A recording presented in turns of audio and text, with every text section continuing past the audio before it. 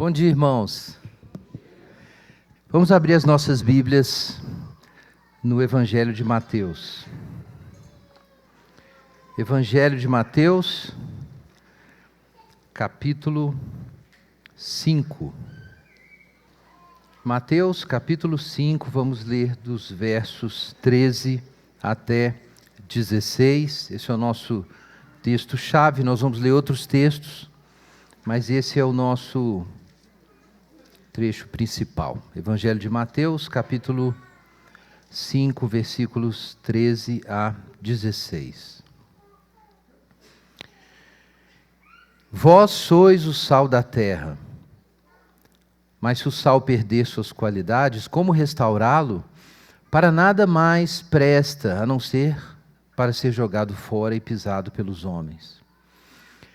Vós sois a luz do mundo.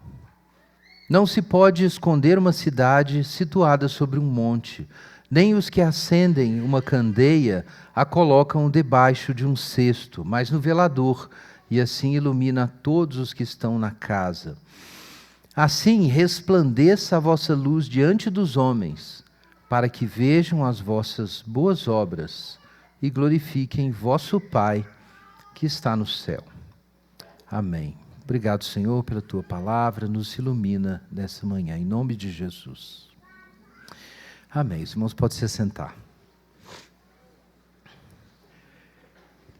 Queridos, o tema da nossa conferência de Cosmovisão, o foco que a gente deu foi o problema da secularização moderna e como a igreja pode resistir e dar o seu testemunho nesse contexto. E o que a gente fez foi, basicamente, o que nós chamamos de exegese cultural.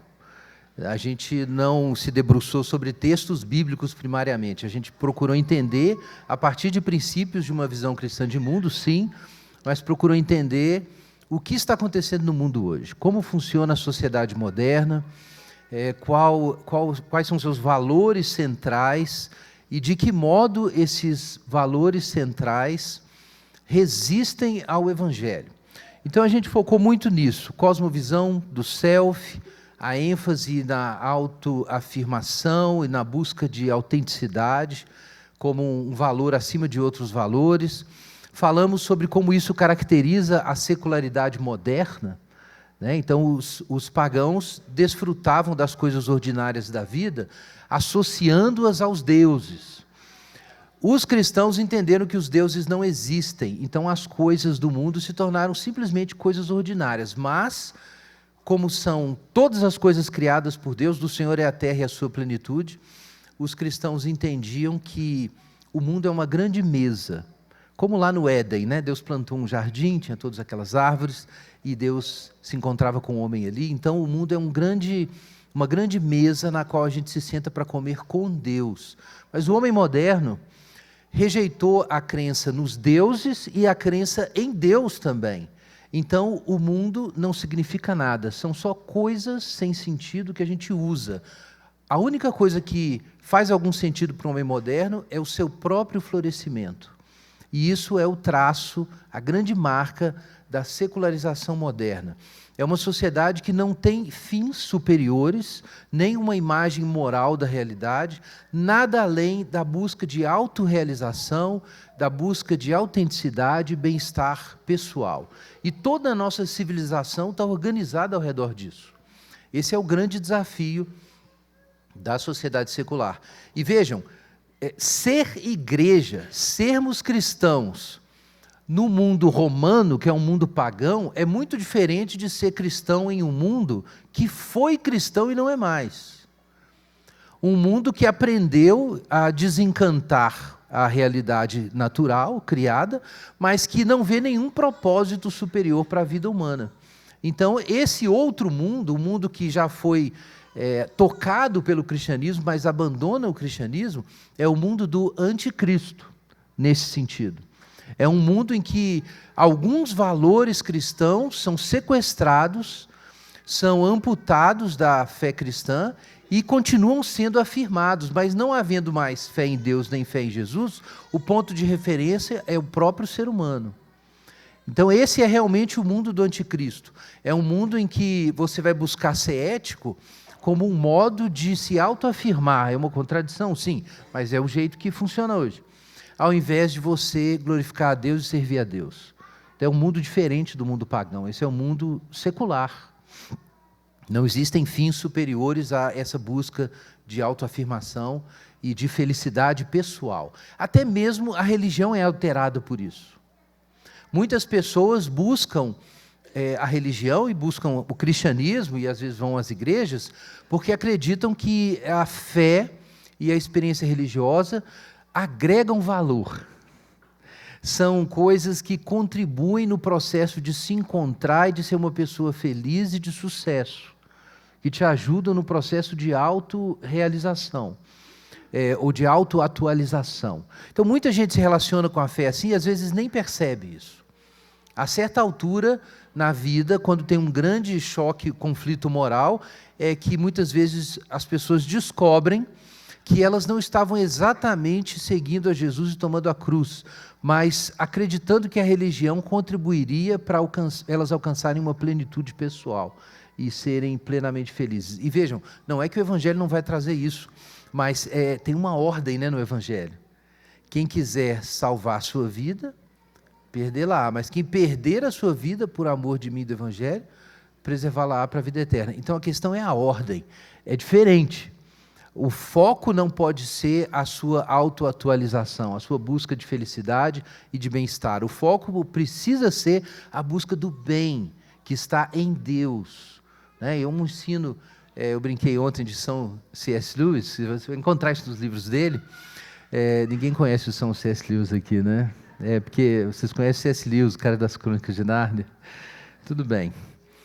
Gente, mas você encontra isso nas obras dele. Nós não buscamos o bem-estar, nós buscamos o bem. E quando a gente busca o bem, a gente descobre que o bem traz bem-estar. Mas são objetivos diferentes. É necessário perder a sua vida, tomar a cruz, e então você vai alcançar essas coisas. Mas a secularidade moderna funciona assim.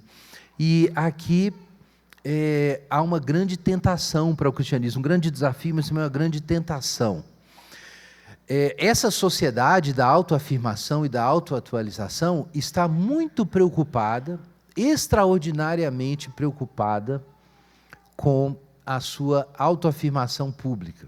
Tem um pensador alemão chamado Christopher Turk, estudou teologia e filosofia, não se identifica tão claramente como cristão, mas ele escreveu um livro, alguns anos atrás, que eu acho que devia ter recebido mais atenção. O título é Sociedade Excitada. E nesse livro, ele fala sobre a mudança do imaginário contemporâneo do ponto de vista do que é ser alguém, do que é ter uma importância, ter uma relevância, existir. Para usar a linguagem bíblica, se a gente for usar a linguagem bíblica, seria como ter um nome. Então ele diz que na aurora da modernidade, o que se pensava está muito bem expresso na máxima do René Descartes, penso, logo existo. Essa visão sobre o que significa conhecer e existência é desafiada posteriormente com a emergência dessa ênfase na experiência empírica, nas emoções, e surge uma outra percepção, que é eu sinto, logo eu existo. Eu percebo, logo eu existo. Então isso fica muito forte ali no século XIX. Mas nós estamos numa outra etapa em que a coisa não funciona mais assim. Não é penso, logo existo, não é na racionalidade que a gente tem sentido, não é o sinto, logo existo, não é nem mesmo apenas o sentimento, é sou percebido, logo existo. Esse é o mundo contemporâneo. Eu existo porque eu sou visto. Quem aqui tem Instagram? Quem tem Instagram? Levanta a mão. Quem tem Instagram? Aí, ó. Então, todo mundo tem Instagram. Tem uns irmãos que não confessaram aí. Não, tem gente que não tem, Eu tenho Instagram, não posso falar nada. A gente vive numa sociedade em que você precisa se tornar percepção, você precisa ser sentido. Isso faz parte do que significa existir no mundo atual, que é o mundo das telas, o mundo da imagem, o mundo da autoprojeção. E uma observação do Christopher Turk, que é muito interessante, é que isso é uma espécie de corrupção da evangelização. Na evangelização, nós estamos anunciando um nome, nós estamos fazendo divulgação. A gente quer que o nome de Jesus seja conhecido, a gente quer dizer que esse nome é importante. E é verdade que nós somos portadores desse nome, mas o ponto principal é esse nome. Mas numa sociedade que fez séculos de evangelismo, isso está a pregação, a comunicação, a apresentação, a persuasão, o evangelismo, a gente fez isso por séculos, a sociedade ocidental, de origem cristã. Depois que ela perde a fé em Deus, ela não perde esse cacuete mais. Isso virou parte dela. Mas o que ela vai pregar agora que ela não crê mais no nome de Jesus? Ela vai falar de si, vai falar do seu próprio nome. E as pessoas se tornaram evangelistas de si mesmas, né? E, enfim, os indivíduos em geral fazem isso. Tem gente que tem muito sucesso nesse processo. Essa é uma razão de muito sofrimento mental hoje em dia. É uma das razões porque se sabe que jovens, moças, aí, adolescentes, que usam muito o Instagram e algumas mídias sociais ficam muito deprimidas, especialmente deprimidas. Por quê? Porque elas não têm os capitais, os recursos para se mostrar e ganhar essa importância. Então, isso é um sofrimento muito particular das gerações mais jovens. E tem a ver com essa cultura. Se ela não consegue se colocar e aparecer, então não existe. Não existe, não é o jeito antigo de pensar. Ela não existe porque ela tem uma comunidade, porque ela tem uma contribuição para a sociedade, porque ela tem uma filosofia que diz para ela que ela existe, porque ela tem um corpo. Isso não é suficiente. Ela tinha que existir de um modo específico, na publicidade. Ela tinha que aparecer. Irmãos, isso é um desafio contemporâneo. Talvez os mais velhos aqui não sintam essa dor, mas a gente tem estatísticas, a gente sabe que os jovens estão sentindo. Sou percebido, logo existo. Agora, essa questão de querer se mostrar, de querer aparecer, evidentemente não é nova. Não estou dizendo que esse pecado apareceu agora, irmãos. Esse pecado é antigo. Lá em Gênesis nós aprendemos isso, que Nimrod funda Babel, e Babel é uma cidade que tem um propósito, é que o nosso nome seja conhecido em toda a terra, não morra, que ele seja preservado, é um nome. Babel queria construir um nome, e Deus resiste a Babel, confunde esse projeto, e levanta Abraão e diz para Abraão, eu vou engrandecer o seu nome. Mas aos poucos Abraão e sua casa vão entender como isso vai acontecer. Isso vai acontecer na medida em que eles carregam o nome do Senhor. Não é que Deus não queira que você tenha importância. Deus pretende, Jesus pretende mencionar o seu nome diante dos anjos de Deus. Ele ensinou isso, está nos evangelhos. Então é importante, Deus sabe que a gente precisa disso, ainda que isso não seja o centro de tudo na vida, mas a gente precisa disso. Só que a gente não vai obter isso a não ser levantando o nome do Senhor. E até mesmo no Novo Testamento a gente encontra essa expressão, que o povo de Deus é o povo do nome. Abra sua Bíblia em Atos 15. Você vai encontrar isso no livro de Atos, por exemplo, mas mencionando algo muito nítido no Antigo Testamento. Aqui a gente tem a conferência de Jerusalém, né, o concílio de Jerusalém, o primeiro concílio da história da igreja. Eles estavam discutindo sobre a questão da conversão dos gentios, se eles deveriam ou não adotar as regras cerimoniais e as leis judaicas e a circuncisão, e houve um grande debate, eu não vou entrar nos detalhes. Eu quero puxar, na verdade, uma ideia apenas. Eu vou tirar um pouco do contexto aqui, mas sem desrespeitá-lo. No capítulo 15, nós lemos assim, quando Paulo e Barnabé terminam de falar dos sinais que Deus realizou, versículo 13, quando acabaram de falar, Tiago tomou a palavra e disse: irmãos, ouvi-me. Simão relatou como primeiramente Deus foi ao encontro dos gentios para formar dentre eles um povo dedicado ao seu nome. E com isso concordam as palavras dos profetas, como está escrito: depois disso voltarei e reconstruirei a tenda de Davi, que está caída, e reconstruirei suas ruínas, tornarei a levantá-la, para que o restante dos homens busque o Senhor. Sim, todos os gentios, sobre os quais se invoca o meu nome. Diz o Senhor, que faz todas essas coisas conhecidas desde a antiguidade. O nome de Deus é uma grande questão. O Egito adorava muitos deuses, e o povo de Israel conhecia o Deus como o seu Deus, né? O Altíssimo como o Deus de Abraão, Isaque e Jacó, mas não era claro para eles a posição desse Deus nos panteões da antiguidade. Então, quando Deus fala com Moisés, no evento da sarça, Moisés pergunta: em nome de quem eu vou? Qual o seu nome? Então Deus diz: vocês vão descobrir, eu sou o que serei. Não dá para me comparar com alguma coisa que você já sabe, então eu não vou dizer isso. Vocês vão andar comigo e vão conhecer o meu nome. E da mesma forma o Egito descobre o nome do Senhor. E várias vezes isso é repetido: saberão que eu sou o Senhor.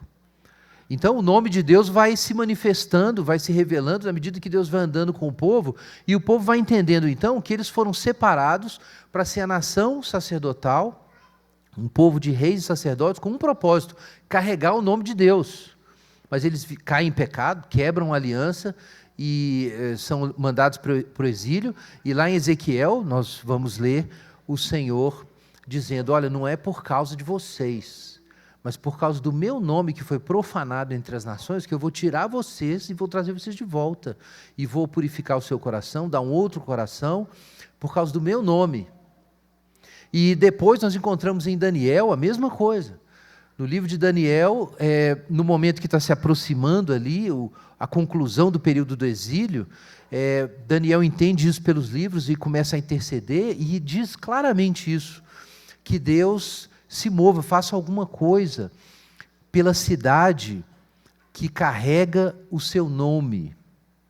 Porque o nome de Deus foi profanado porque aquela cidade estava ali em pecado. Então Jesus se manifesta.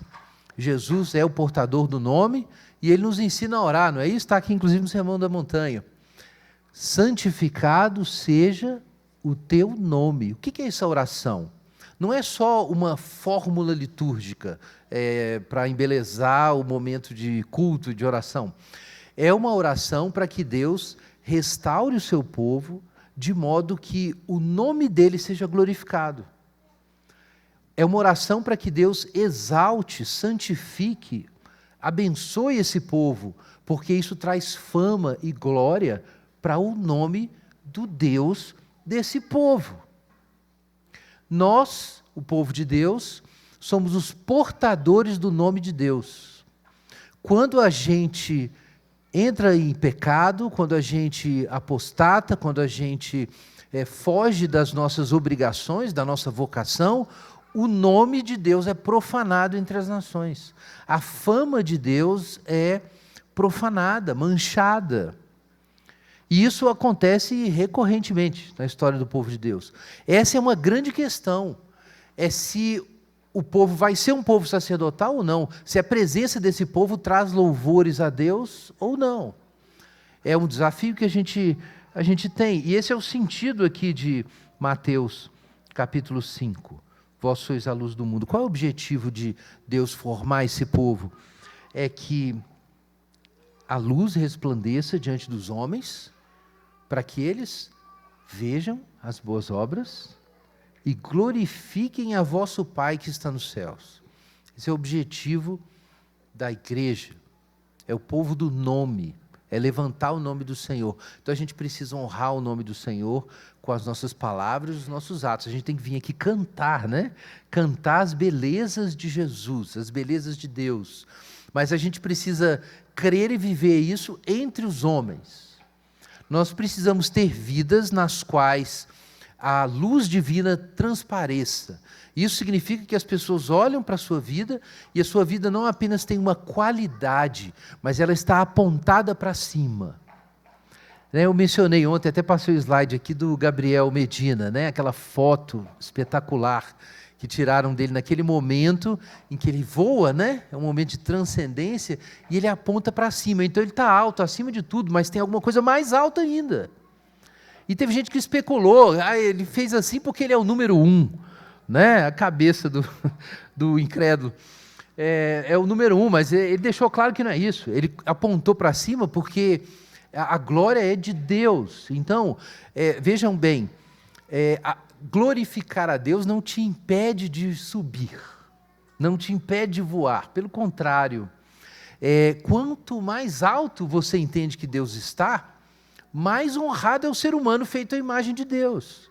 Por que na civilização ocidental se valoriza tanto esse princípio da dignidade humana? Porque se entendeu que o homem não é um rato, ele foi feito à imagem de Deus.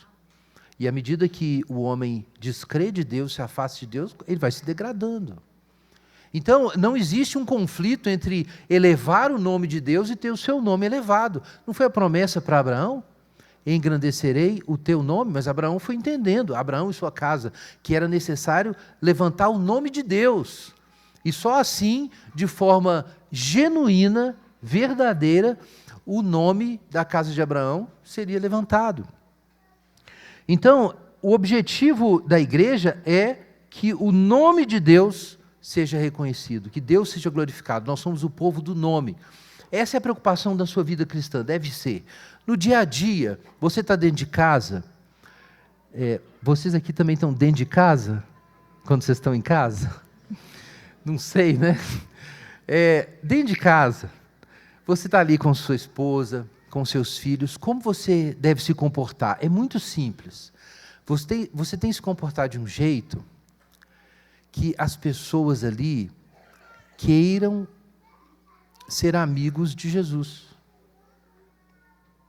É isso.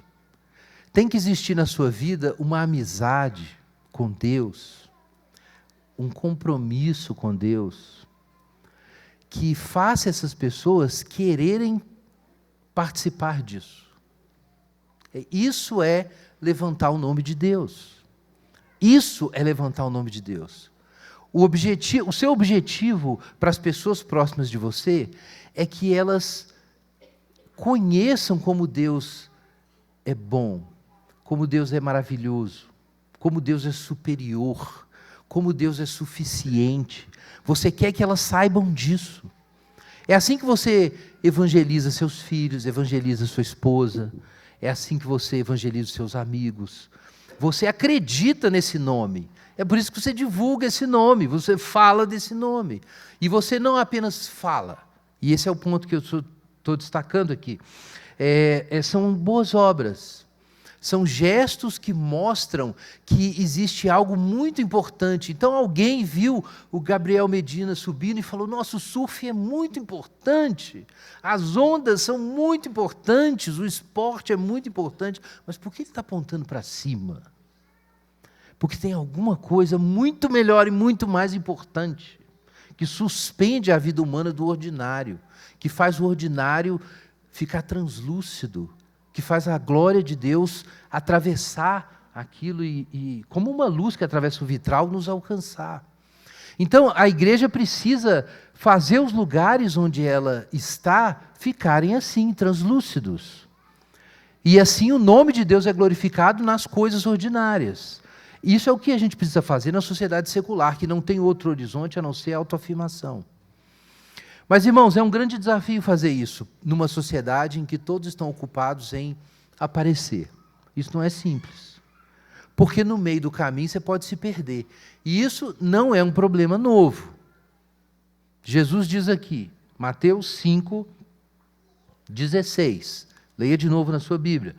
Assim resplandeça a vossa luz diante dos homens, para que vejam as vossas boas obras e glorifiquem vosso Pai que está nos céus. Agora pula para o capítulo 6, versículo 1.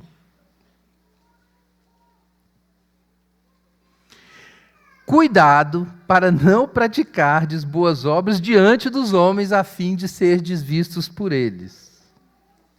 Do contrário, não tereis recompensa de vosso Pai que está nos céus. O que é isso aqui? Como assim?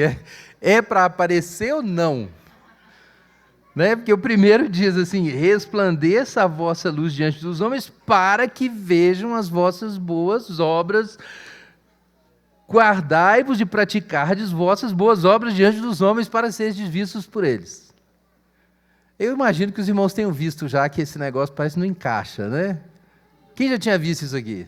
Quantos tinham visto que tinha um negócio estranho aqui? Olha só, gente. Então, a Bíblia é cheia de coisas contraintuitivas. Você precisa prestar atenção, mas tem muitas. O que Jesus quis dizer com isso? Quando a gente continua lendo o texto, veja no versículo 2, ele esclarece o que ele quer dizer. Quando deres esmola, não faças tocar trombeta diante de ti, a exemplo dos hipócritas nas sinagogas e nas ruas, para serem glorificados pelos homens. Então vejam aqui, qual é o objetivo de fazer as boas obras diante dos homens? Segundo Jesus, é para que eles glorifiquem ao Pai. Mas é possível fazer as boas obras diante dos homens para sermos glorificados pelos homens. É possível fazer isso. Então, Jesus diz: tua mão esquerda não saiba o que faz a direita. E quando orardes, versículo 5, não sejais como os hipócritas, pois gostam de orar de pé nas sinagogas e esquinas das ruas, para serem vistos pelos homens, com o objetivo de serem glorificados. Obviamente, é o sentido do texto imediatamente anterior. Quando você orar, você entra no quarto, fecha a porta, ora ao Pai que está em secreto, e o Pai que vê o que é secreto te recompensará. E quando orardes, ele diz, não useis vãs repetições, né, porque o Pai sabe todas as coisas. Então, qual é o assunto aqui? Né? Você pode continuar lendo o texto na mesmo espírito. É o que Dietrich Bonhoeffer chama, uma palavra difícil, de abscondicidade da vida cristã. Isso está no livro Discipulado. Você pensa, o que é isso? É a qualidade de algo oculto. Abscôndito é oculto.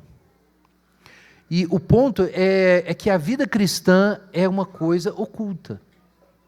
É uma realidade oculta. Para existir uma árvore de verdade, você tem que ter raízes profundas, largas, muitas vezes bem maiores do que a copa da árvore, mas todas escondidas. Elas não aparecem. Não aparecem. Tem um prédio aqui, tem um prédio de pé, né? Mas esse prédio tem fundamentos. Ninguém enxerga os fundamentos. Mas se tiver os fundamentos, o negócio cai, né? A árvore não fica de pé se não tiver uma raiz profunda dentro da terra. Então, o que Jesus está dizendo é que não se trata apenas de divulgar o nome do Senhor. Porque você pode se perder no papel. E isso não é novo. Isso já podia acontecer naquela época. Na missão de divulgar o nome do Senhor, na missão de levantar o nome do Senhor, você se esquece das prioridades e começa a levantar o seu próprio nome. Porque é verdade que à medida que o nome do Senhor é levantado, o nome dos seus servos é levantado também. E aí surge a tentação de simplesmente levantar o seu próprio nome. E simplesmente buscar a glória dos homens para si. Então, a certa altura, você voa, mas não aponta mais para cima. Isso para de acontecer. É uma tentação para todo mundo. Isso aqui não é um ensino para pastor, não. Isso é para todo mundo. Muita gente está fazendo exatamente isso. Não está tentando aparecer no campo da religião, mas a religião é apenas ir na igreja, ler a Bíblia, buscar uma família saudável, é apenas um dos valores agregados ali no processo de autoafirmação e autoprojeção na vida. Muita gente está usando Jesus para isso. E o que eu queria destacar, irmãos, é que na nossa sociedade, que é a sociedade do self, da autenticidade, da autoexpressão, da autoatualização, da fama pessoal, nessa sociedade, essa tentação fica ainda mais forte. nesse mundo que a gente está. Porque é um mundo que, por séculos, levantou o nome do Senhor, e agora tudo que ele aprendeu sobre isso, ele usa para levantar o seu próprio nome. É esse século que a gente vive hoje, é esse momento que a gente vive. Então, há uma tentação aqui, e como a gente vai vencer isso? A receita de Jesus é muito clara. Você precisa se lembrar que o Pai está em secreto. Em secreto. Você precisa ter uma vida secreta. Você tem que ter uma vida com Deus que é sólida e que existe independente de qualquer projeto público. Isso se aplica à igreja e isso se aplica a você individualmente.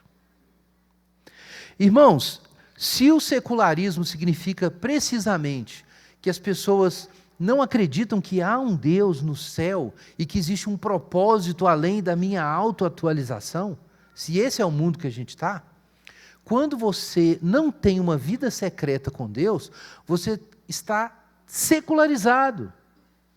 Isso é um ateísmo prático, para todos os efeitos. Você faz todas as coisas que um cristão faz, só falta a alma. Você faz tudo, está tudo ali acontecendo.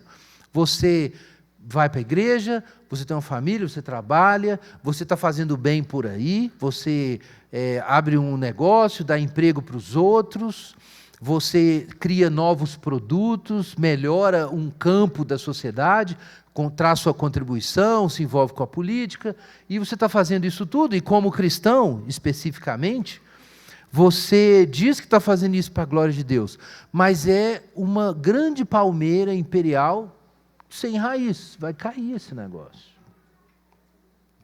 É necessário ter o secreto. Se você não tem uma vida secreta com Deus, Jesus tem um nome para isso. Está aqui. Hipócritas. Esse é o nome. Pesado, né? É o que Jesus diz. Não façam isso. Tocar trombeta diante de ti, alegando levantar o nome do Senhor. Você alega que está levantando o nome do Senhor, está tocando trombeta. Você está orando em público para glorificar o nome do Senhor. Mas você não tem uma vida secreta. Agora vejam o que isso significa. Todos os cristãos e todas as igrejas estão convocados pelo Senhor. Essa é a missão, é a apostolicidade da igreja. A levantar publicamente o nome do Senhor. Nós não temos alternativas. A gente precisa anunciar o nome do Senhor. Isso é a missão, é a grande comissão. A gente precisa que boas obras aconteçam diante dos homens para que eles olhem e pensem que existe algo maior do que a vidinha deles. Mas enquanto você faz isso, você está sob risco duplo.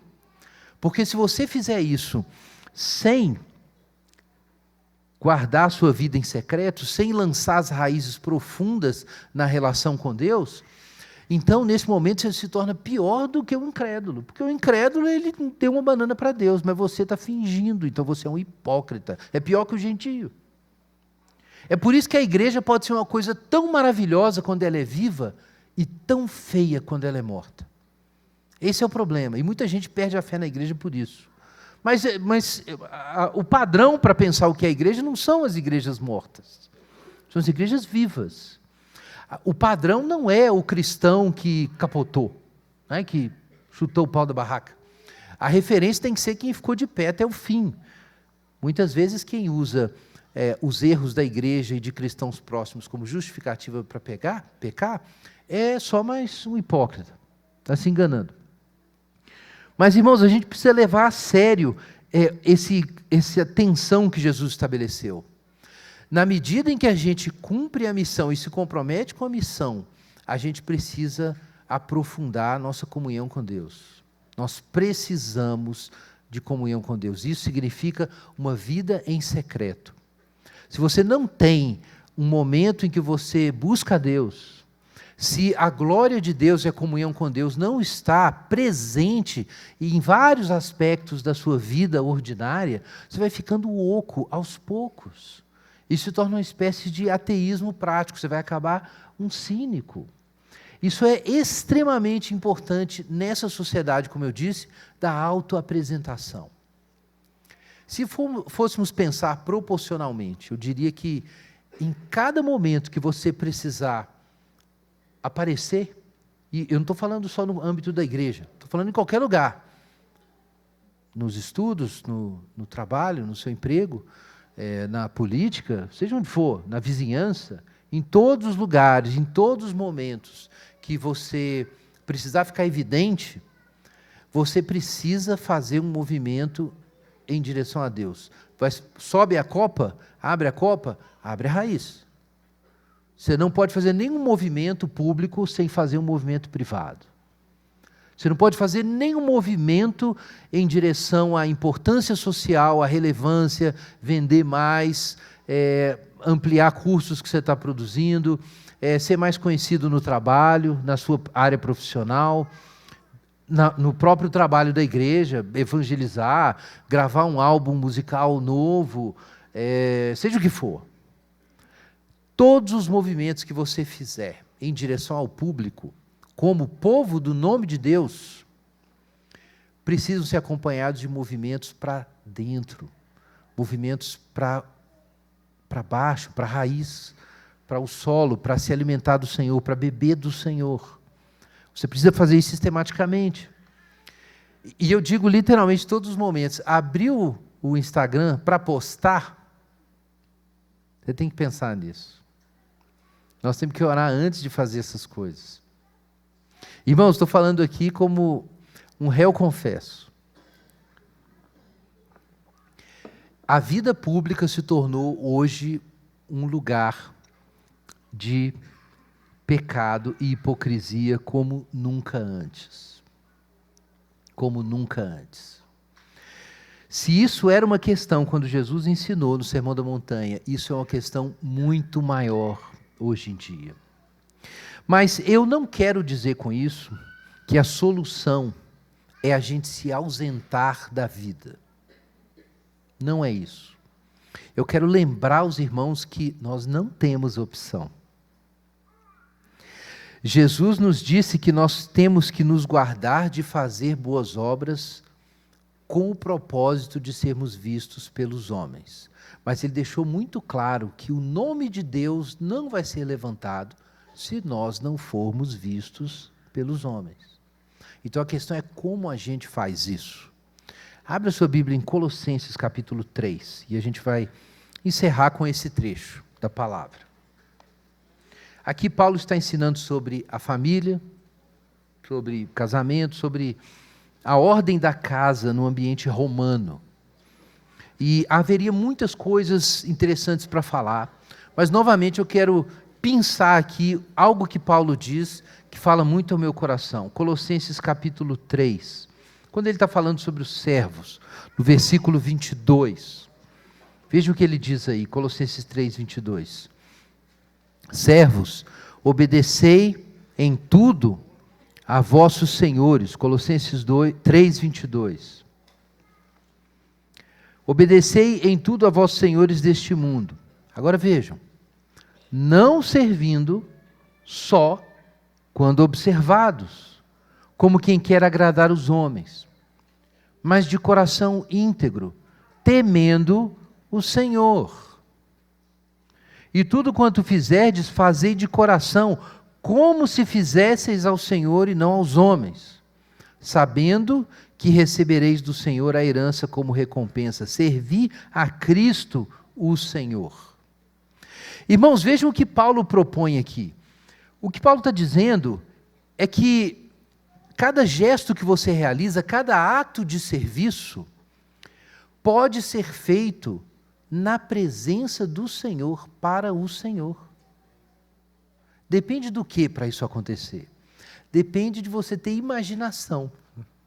Porque olha o que ele diz aqui. Fazei tudo o que fizerdes, fazei de coração, como se fizesseis ao Senhor e não aos homens. Porque você está fazendo para os homens. Você está servindo aos homens. Aí Paulo diz assim, finge que é para o Senhor. Ele diz isso, imagine que é para o Senhor. como se você estivesse fazendo para o Senhor. E você fala, mas isso é carochinha? Eu estou inventando isso? É só imaginação? Aí Paulo diz uma coisa extraordinária. Ele diz assim, finge que você está fazendo para o Senhor, mas faz isso sabendo que realmente você vai receber a recompensa. Sirva a Cristo. Então o que Paulo está dizendo é que quando você imagina que você está servindo ao Senhor naquela situação, você está mesmo. É isso. É isso que Paulo está dizendo. Você precisa tomar consciência de que você existe diante do Senhor. Você é um portador do nome do Senhor. E que o Senhor está escondido atrás dos homens. Então, isso é a vitória sobre o secularismo. É que quando você vai votar, quando você vai se candidatar, quando você vai assumir uma função muito importante na corporação, na empresa que você trabalha, quando você vai preparar um jantar especial para a família, que quando você está fazendo essas coisas comuns, você se lembra, Jesus está escondido atrás do meu chefe. Jesus está escondido atrás da minha família. Às vezes meio chata, mas ele está lá, escondido. Jesus está escondido atrás dos meus alunos, atrás dos meus professores. Jesus está escondido atrás dos meus vizinhos, ele está escondido atrás da minha mulher. E ele está mesmo. Ele está mesmo. Então, a ordem é, se lembre disso, imagine isso. Tome essa consciência. Ou seja, viva num mundo que está repleto de Jesus. Então, isso não é um mundo secular. É uma outra mente.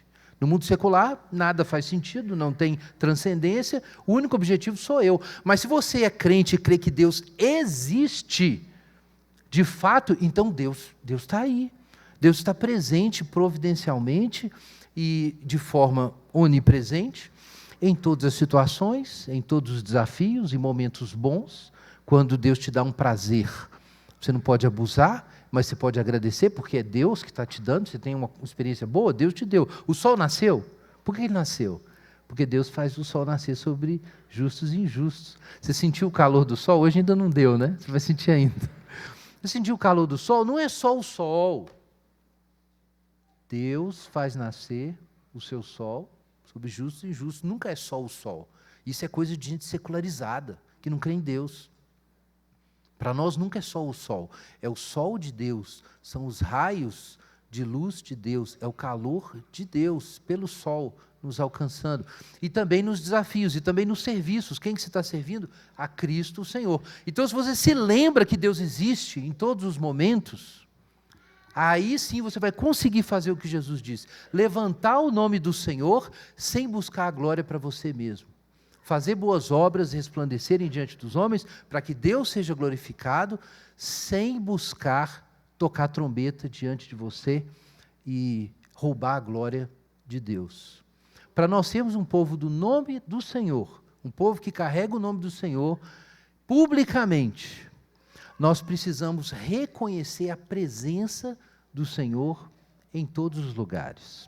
Amém? Vamos orar.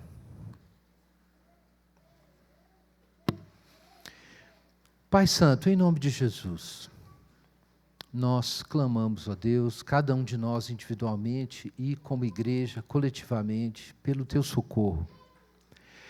Nos livra, Senhor, do ateísmo prático, nos livra de cair nessa mentira de que o mundo é um mundo abandonado, vazio. Nos faz lembrar que o Senhor está presente, ó Deus, em todos os momentos. Nos faz servir ao Senhor em todos os momentos, nos faz ter uma vida em secreto e nos relacionarmos em todos os lugares e momentos com o Senhor e não meramente com os homens e com as coisas. Nos faz levantar o Teu nome de forma autêntica. Em nome de Jesus nós pedimos. Cura, Senhor, os corações que ficaram céticos, cínicos, que não conseguem mais reconhecer o Senhor nos seus caminhos. Nos faz um povo que não seja para o nosso nome, mas para o Teu nome. Em nome de Jesus nós pedimos. Amém.